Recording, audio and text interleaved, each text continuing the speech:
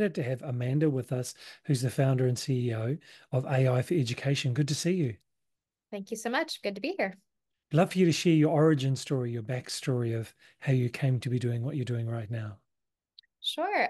So I'm a former teacher. I taught high school biology in the Bronx at a school that no longer exists. A good example of the complexity of my teaching career. And then I've been a researcher, and also I've worked in ed tech for almost a decade.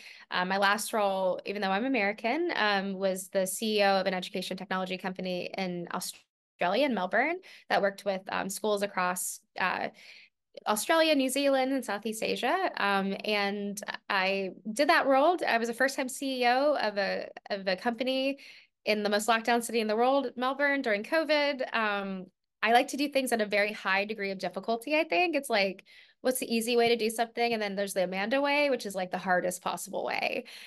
So what ended up happening is I left that role pretty burnt out. I traveled. So actually, when ChatGPT was released in November of 2030, I was definitely not like using the tool, thinking about it. I wasn't the earliest adopter, which maybe gives some people some, hopefully, a little bit of like comfort knowing that we're all learning about this together. But in April of last year, I recognized pretty quickly that ChatGPT was it, and the other foundation models like it, was the kind of transformational technology at the very earliest stages that we've been talking about, not only in education, but essentially across industry in terms of personalization, of being able to do things that were never possible by technology, to have novel applications, and really like to be able to create with technology without 10 years of experience and a degree. And so that was something that was really powerful for me to like start thinking about. But then I also realized this technology is unlike any that's ever come before it. It is deeply unintuitive. And in fact, these companies that are building the technology don't spend a lot of time actually making this really usable because they're all kind of, trying to build the biggest, best model, but not necessarily the best experience for users. That I realized that it was going to be really hard to adopt for schools. And also there'd become already in April of last year, we saw that New York City banned ChatGPT immediately, literally a month after the free version was released, that the rhetoric of AIs for cheating, it started to take over literally everything, right? Like it took over the entire rhetoric of kids will stop learning, kids will cheat more, and it started to obscure like what the actual opportunities were. And so I started AI for Education as a website. It had a prompt library that I made up. I think I saw one prompt library ever, which is how like prompts are how you ask ChatGPT or other tools to do something. And I was like, I don't think that works. And so I just built a whole new framework that was like kind of deeply pedagogical and meant to kind of bring people on their own journey, and launched that in a webinar series. And in the last year, we've reached over 500,000 people globally, completely organically. We've trained over 100,000 educators on generative AI, and we have worked with the three largest districts in the US around AI policy development, guidance, training, and even getting to work with students. Amazing. Now you've got a ton of resources on the website, and I just see it's constantly evolving and you're posting new content. What drives that? Is it things that you see in schools or requests, or you just get inspiration? Can I be honest? Like sometimes it's because I'm really annoyed that this stuff doesn't exist. Like, some of it's just peak, because the rhetoric has been so negative that we have a lot of people talking about the potential harms and also the potential benefits, but very few were building practical things. So when I started to notice things like there were no AI guidelines out there, I was like, we're just going to build a student flow chart of appropriate use. And then the same thing, when I didn't see any policies, we're gonna build a one page. And it was actually really peak. Like I was like, we can do this. It just needs to be, you have to take like this off the white page, that blank page, and do it. So that's a part of it. Other is just like, what is going to be the most practical? Like what is the most practical thing we could do for schools? And so it focuses on everything from how to prompt well to guides on deep fakes, like non-consensual nudes that are happening all across the world, especially with young boys.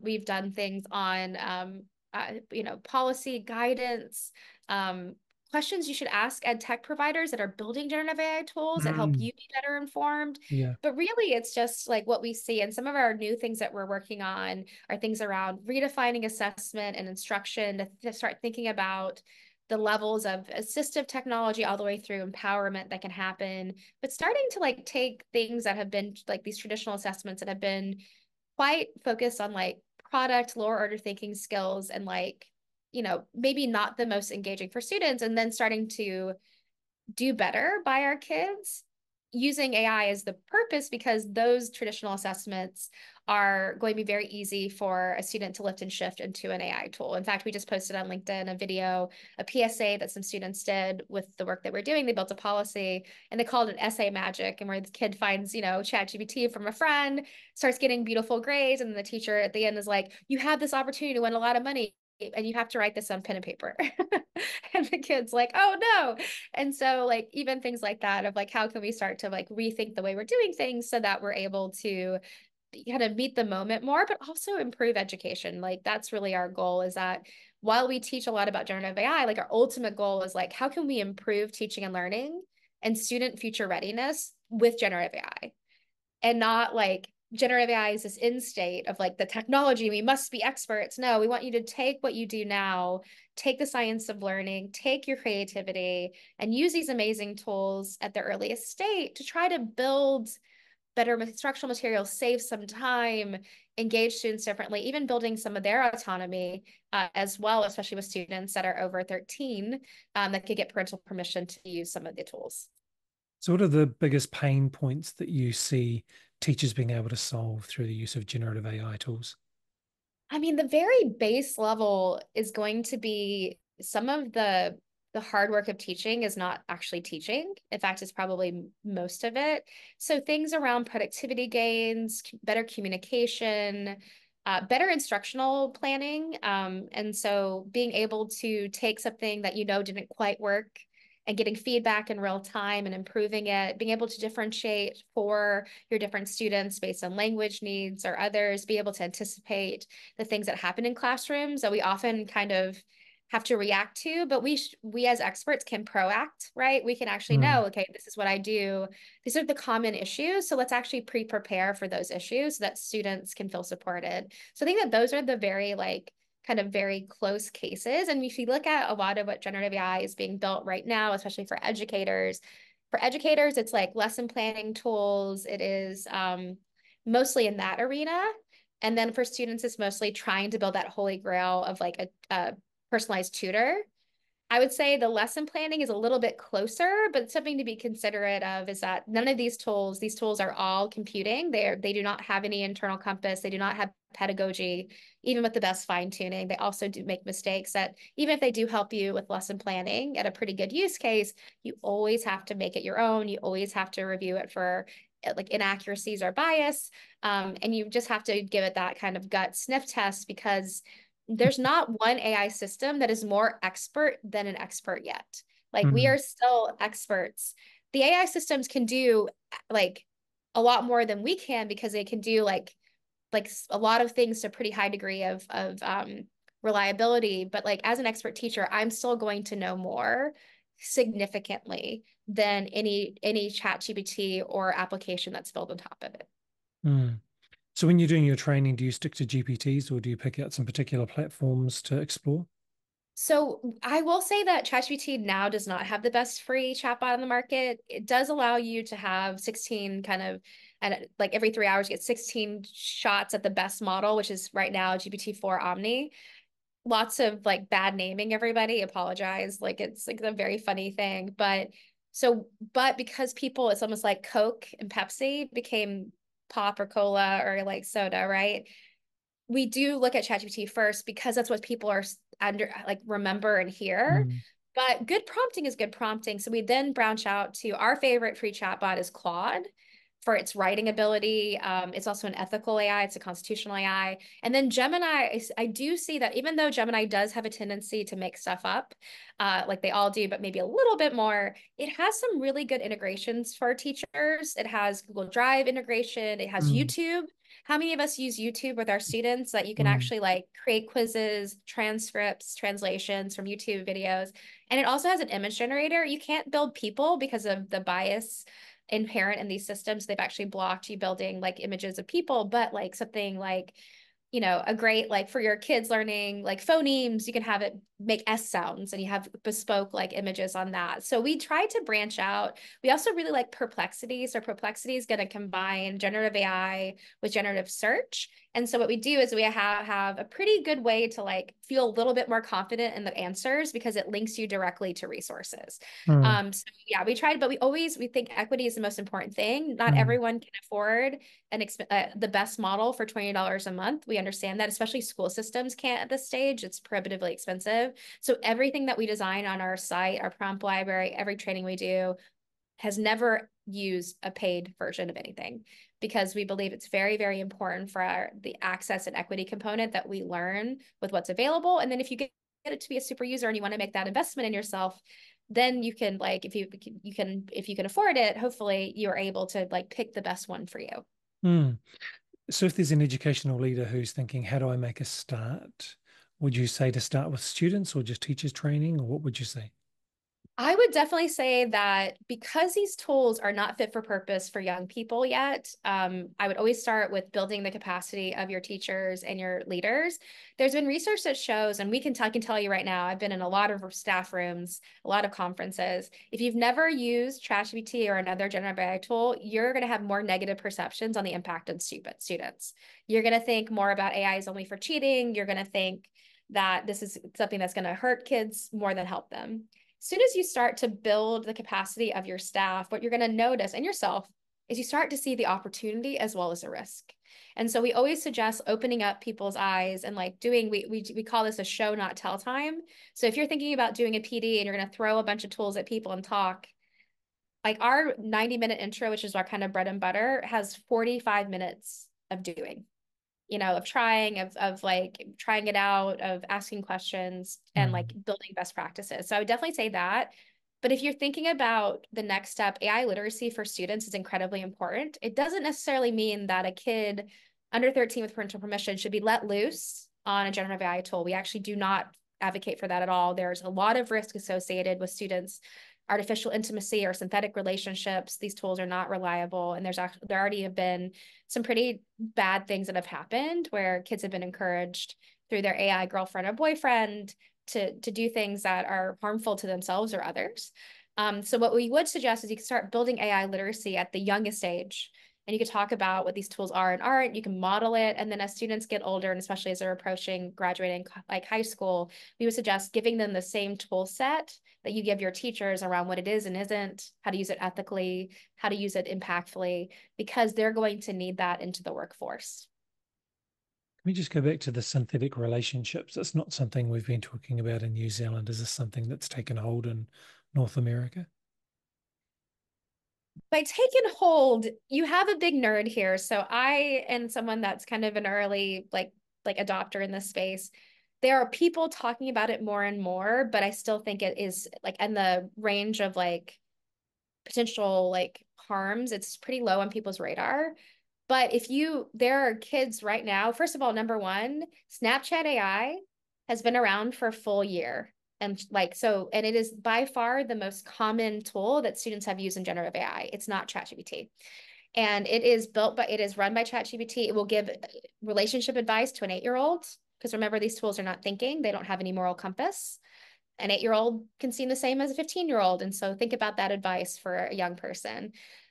We also see that AI girlfriends and boyfriends have become very popular with young people. We've seen companies like Character AI, which allows you to speak to up to 18 million avatars, is very popular with 16 to 24-year-olds, on average spending 2 hours a day talking to bots.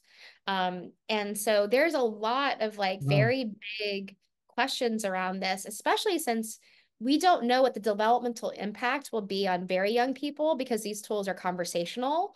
So they can look like they're thinking, they can look like they have feelings, they can look like they have a personality. So would we trust that in a way that we actually would trust that more? Because we do see that there's a tendency to trust technology more than people. But then for older kids, like we've seen the impact of social media have a pretty like Yes. wide-ranging impact from mental health, relationships to physiological. That we need to be is that thoughtful about chatbots, which can be not only they're in social media right now, but they're so uncannily like lifelike that it can create some spaces in which students become very insulated. So what I would say, like we were doing a training and one of the school leaders has a neurodivergent daughter, 16, that struggles with communication, has trouble with like school and traditional sense. She spends 6 hours a day on character AI. And the parent knows that Wow. the school leader cares about it, but doesn't know how to intervene. Because in one part, the fact that she is communicating and sharing these things, but then the other part is like these tools are not real. They're not people. And they could be like promoting things that are really difficult. So I think that that needs to be a much bigger conversation than the one that we're having. Academic integrity is very important, do not get me wrong, but there are much more fulsome whole child approaches that I think we have to start looking at. That's very good. I'm reminded of that movie, The Accountant, with Ben Affleck, and there's the autistic girl at the home where he spent some time as a child, and you figure out at the end of the movie that this person who's been interacting with them on the phone is actually this autistic young lady who's using the supercomputer to communicate in ways that she couldn't. So I can see that there's some incredible benefits of the tools to remove Absolutely. barriers to socialization and learning and everything. But those concerns are really big too. And we can see after COVID and social media and YouTube shorts that kids are struggling to get beyond a 15-second attention span in the classroom. It's Yes. difficult. Yeah, and I think that that's where like I would hope that we can get past this echo chamber Mm, soon to start having more intentional conversations and the ones that we missed with social media and devices with young people. mm, This is going to be more impactful than social media. And not only is it going to be more impactful, it's going to take a lot less time to impact. right. One of the things to consider is that time scales have collapsed pretty significantly. If you think about any new kind of transformational technology, like the internet, decades before it impacted our schools. Mm, Devices, kids like, we've had devices for over a decade. It's now the last 3, 4 years is when it's really started to impact in schools, when something that's very common. ChatGPT is already impacting our classrooms. And in fact, the only time that ChatGPT's usage has gone down was in June, July, and August of last year. And everyone was like, oh my gosh, it's a hype cycle, it's over.